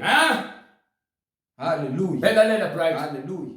ithina uphinde bafundane Ngase ngizwa izwi elikhulu livela esihlalweni sobukhosi yebo lithi, bheka itabernacle likaNkulunkulu likubantu, uyakuhlala nabo. ithemba laNkulunkulu likubantu ngalokho uNkulunkulu siyakuhlala nabo Babe ngabantu bakhe. bese beba ngabantu bakhe Yena uNkulunkulu abe nabo. bese umoya oyingcwele abe nabo Azesule izinyembezi bese zonke emehlweni zonke abo. lezi nyembezi abakuhlekayo ngazo ukhalela uNkulunkulu ufasta uzila ukudla ukhuleka ufunda uphila mhluphekeli usathane ufuna ukukulinga phinde ubambelele khona ekholeni kwakho kwaNkulunkulu ngoba yini uNkulunkulu uyakuhlola ukuthi ufanele lihlole njengegolide ngokuba ngeke uvele ungene ezulwini nje engazi ukuthi ungene kini lekho vele ungene economy kanjani ezulwini ngena ngokungcwele ukungcwele ungenabo ukungcwele kutholakala kuKristu ungenabo ngeke uzungene ezulwini ngakho ke uthi ke kusula zonke izinyembezi azesule izinyembezi zonke emehlweni abo. yes sir Ukufa akusayi kuba khona. ngeke kuphinde kube khona ukufa ezulwini Nokudabuka ngakho sintshayela nje ukuthi ezulwini kuphila ngonaphakade nasesihogweni futhi uzophila ngonaphakade kepha uphilela ukufa njalo esihogweni ezulwini uphilela ukujabula njalo njengokuba incwadi yaseThesalonika ithi ke uyokwehla ngecilongo bese emva kwalokho sihlangane naye emoyeni siphile naye okwangonaphakade ngonaphakade. ukufa akusayi kuba khona. Ukufa ngekuphinde kube khona. Nokudabuka elisha nokudabuka ngekuphinde kube khona. Nokukhala elisha ukukhala ngeke kuphinde kube khona ezulwini elisha. Nobuhlungu ngeke kusaba khona ubuhlungu ezulwini elisha. Akusayi kuba khona. Ngeke kuphinde kube khona ubuhlungu nokukhala nosizi. Ngokuba okokuqala kudlulile. Ngokuba lo mhlaba lo nezulu lesibona manje kuzobe sekuphelile ngakho. Ingakho ekubuza uPetro uthi ke ngabe ufanele uzimisele ngokuba umuntu onjani ebungcweleni bakho. Uzimisele ngokuba umuntu onjani ngokuba lo mhlaba nezulu kuzadlula. So uma ithi ke bese dlulile konke ngoba oqala sedlulile ithini? Yes Lord. Hallelujah. Wayesethi ohleze esihlalweni sobukhosi. Wayesethi uJesu esihlalweni sakhe sobukhosi. Bheka ngenza konke kube busha. Yebo praise hamba. Bheka ngenza konke kube busha. Wathi wayesethi loba ngokuba lawa mazwi kanjani athembekile. Lamazwi athembekile Aqinisile ngokuba yini aqhamuka kuJesu. Namazwi isidalo sokuthi abhalwe phansi njengoba isakhona namanje ngokuba athembekile aqinisile futhi ngokuba akhuluma ngento eyenzeka ngesikhathi sikaNoah ngokuphupha umhlaba kamanzi. Lithi liyathembisa lithi nalomhlaba esibona ubhujiswa ngomlilo. Manje uthi abhale phansi enzele lokhu kube ubufakazi ukuthi zonke lezi zinto uzibonile. Amen. Wayesethi kuyena sekwenzekile. Ngingu-Alpha no-Omega. Jesu ngu-Alpha no-Omega. Ukuqala nokugcina. Uyisiqalo nesigcino. Wonke omileyo. Ngiyakumphuzisa. Uyakumnika yabona lento le athi akayibhale. Methi loba ilezi zinto zakazibhale lezi. Asitshela zona ukuthi ke yena ungu-Alpha no-Omega sekwenzekile kuphelelisiwe yena ungu-Alpha no-Omega. Ukuqala nokugcina nesiphetho. Omileyo. Ngiyakumphuzisa ngesihle emthonjeni kwamanzi okuphila. Emthonjeni wamanzi okuphila lapho kukamoya oyingcwele. Konke ukuthola kamoya oyingcwele. Omileyo ngiyakumphuzisa ngesihle emthonjeni wamanzi okuphila. Yes sir. Onqobayo lezi zinto lezi engitshela zona njengoba kuthiwa akalobe izona into ezibhale manje lezi kuthiwa ziuqinise eziqhamuka kuyena. Le mbhalo ithembekile ngoba iqhamuka kuyena. So onqobayo uyakumnikwa ini? Onqobayo uyakulidla ifa lalezo zinto. Lezi zinto ezibaliwe ezingukuphila okuphakade ezibaliwe la. Thiwa ke onqobayo obekezela kuze kube sekugcineni uyakulidla ifa nalezo zinto. Futhi ngiyakuba nguNkulunkulu kuye. Kepha yena abe yindodana kimi. Kepha nayo indaba nina abantu kumele simchazele ukuthi abanjani abangeke bangene ezulwini. Amagwala abantu abalazi ivangeli abazingengela abantu nabaphendukezela ivangeli labo bangamagwala. Bonke abantu abalabangani babo bamphika uKristu ukuze bangene ezintweni. Bonke labo bangamagwala. Abafundisi ababalekela ukukhuluma iqiniso kubana besaba umhlaba. Bonke labo bangamagwala. Kepha amagwala nabangakholwayo labo abahlunyezwayo izwi leqiniso bangakholwa. Bonke labo abazwayo izwi belizwi bagxeke bahleke balenze inhlekisa bengakholwa. Nobani abanye nabanengekayo nabo bonke labo abafana abalalana bodwa namantombazana alalana bodwa nabantu abalala nezilwane nabantu ingane ezilala nonina nobaba abalala nezingane zabo nababulali nabo bonke abachitha igazi elingenaqala nezifebe bonke abaphila ngaphandle komshado behlala ndawonye belalana ifebe lezo.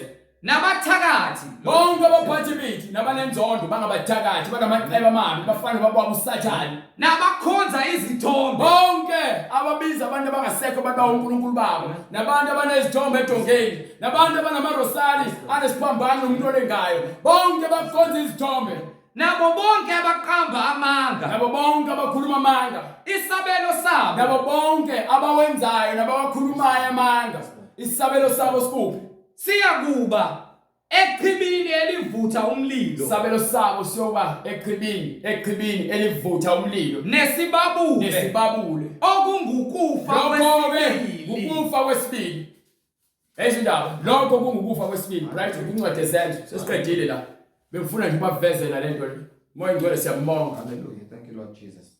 funa incwadi ezenzo kwesibili into kumele uyenze iyodwa manje wena abanye bayalazi levangeli abanye bayalazi leverse kepha balipractice baye esontweni banale iBhayibheli mebelifunde bazifundela abadlulisa amehlo mebelifunde bazifunde mokhuluma ukuphenduka bayazi ukuthi ukuphenduka yini emasontweni abo abafundisa abawusikhotheni fundiswa usikhotheni impungushe fundiswa izinja ezingafuni ukufundisa iqiniso amakhuluma bamanga kuphela ingakho iBhayibheli ithi ke izinja nabathakathi nababulali nababenzayo nabawenzayo nabathanda amanga bonke bangaphandle ke bangene ezulwini Amen. incwadi izenzo isahluko sesibili verse 37 mawufuna ivangeli eqiniso nanti kumele uyenze ulandele iBhayibheli ungalandeli mina shiya mina ngaphandle ubheke iBhayibheli lakho bonke abantu batshela the same thing mawufuna ukukhuluma nami ngoNkulunkulu lethi iBhayibheli iqala singaloku sikhuluma sibambisana ngokuthi wena ucabangani ukucabanga kwakho ukusiza ngalutho ukubona kwakho ukusiza ngalutho veza iBhayibheli sihlanganisa imbhalo kuthiwa sihlole nje imbhalo Hallelujah. Lord Jesus. manje ke kulinabantu engaqonda efuna uqonda nosibhalele Yes, Lord. nisilethele yonke imibuzo leninayo Amen. siphendule Yes, Lord. Lord Jesus. batshela ukuthi kumele benze njani sebekuzwa bahlabeka enhlizweni yes sir bathi kuPetru nakwabanye abapostoli madoda bazalwane siyakwenze njani na wonke umuntu ozalwe evangeli eselishumayelayo uma sezibona ubunqulu bakhe mefuna ukwazi ukuthi yini kumele ayenze wayesethile uPetru wayesethi uPetru phendukani nayo into ekumele uyenze yonke into oyenzayo ephambene nomgcwele uthi umoya ingcwele phendukani yilowo nalowo abhaphathizwe egameni likaJesu Kristu oqala ngithi wenze sishumayela ivangeli so yazibuza kumele wenze njani bese uyatshela ukuthi waphenduka okwesibili le phenduka phendukani okwesithathu bese wenza njani iloyo naloyo abhaphathizwe yes sir egameni likaJesu Kristu babhathiswe egameni likaJesu Kristu kukho ukuthethelela uzothethelela kwezono zakho khona niya kwamkelisa uzobe sowunikwa isiphiwo isiphiwo sikamoya oyingcwele bese unikwa isiphiwo sikamoya oyingcwele ukuba uhlalele imfundiso njengoba isho incwadi verse 42 wale ncwadi lo ifundayo ukuthi benzani sebebhabhathisiwe Hallelujah. benzani baqinisela njalo not half time esifundisweni abahlalanga isonto noma inyanga noma half inyanga ukuhlala kwangona phakathi esifundisweni sabapostoli hlala kule mfundiso abapostoli abashiya nabo bethatha kuKristu nasekuhlanganeni base behlangana njalo Yes, Lord. esifundisweni sabapostoli bahlangana njalo ngemfundiso abapostoli nasekuhlanganeni kwani nasekuhlephuleni kwesinkwa nasemukhulekweni yonke lento ihambisana hlala kwimfundiso Yes, Lord. niyahlanganyela Yes, Lord. hlephula isinkwa Yes, Lord. niyakhuleka Yes, Lord. you understand Lord Jesus. so masowuphendukile ke bese wenza njengoba leshe iBhayibheli uyaphenduka uze kuthini usitshela ukuthi ufuna ukubhabhathiswa senze indlela ukuze size kuwena sikubhabhathise kunye besingabaza kepha ngokwenyama uNkulunkulu akasebenzi kanjalo wenza indlela kukho konke ukuze kufezeke so ngakho ke Hallelujah. bese uphendukile usibhalele unemibuzo mayelana neBhayibheli uyosibhalela uma unefuna ubufakazi beBhayibheli uyosibhalela unobufakazi uNkulunkulu akwenzele bona empilweni yakho usibhalela wemase ufuna ubhabhathise egameni likaJesu Kristu ekuthetheleni kwezono zakho ukuze unike isiphiwo sikamoya oyingcwele uyosibhalela noma usifonele uma ufuna ukunikela uyosibhalela nakhona uma ufuna ukunikela kweshumi noma umnikelo oswenhlizweni yakho uyosibhalela sibonge uNkulunkulu ngamandla akhe nothando lakhe sithi namanje uNkulunkulu aqhubeka emgcini anika amandla nomoya wentobeko nomoya nomusa wakhe ohlele enhlizweni zenu ukuze nisindiswe kukho konke okuniphazamisayo okunibambezelayo ukuba ningakutholi ukusindiswa nokuphila okuphakade kuKristu sicela ubhuti uBright asivalele ngomthandazo Baba egameni lenkosi yethu Jesu Kristu, uNkulunkulu onamandla, siyabonga moyingcwele ukuthi imbewu njengamanje uyayihlwanyela kuwo wonke umhlabathi. Siyabonga Nkosi ukuba uyakhuluma nenhliziyo yomuntu, udila nayo Nkosi, izwi lakho lingumlilo ohangulayo. Liyinkemba Nkosi ehlaba liyahlukanisa njengamanje imidlinzo liyahlulela Nkosi ngokulungileyo. Liyakhuluma nomuntu umdaleli ukuba Nkosi mawubuya njengamanje yena uyokwenzekalani ngaye.